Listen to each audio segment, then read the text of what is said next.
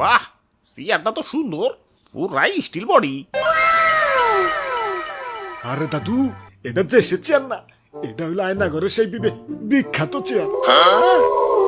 এনে বসিয়া মানছে রে লাইনে আনতো। ওরে বাপুরে, ইয়া তুমি আবার কারে লাইন আনবা? কারে আবার? না না না, হিত বাইরে। ওরে বাপুরে, ইয়া তাইলে তো একটু তাড়াতাড়ি করন লাগবো, নইলে তো ম্যাঙ্গো লিগের এই চেয়ার কখন জানি আবার ম্যাঙ্গো দল নিয়ে যায়। তুমি ঠিক কইছো দাদু, সময় নষ্ট করুন যাব না।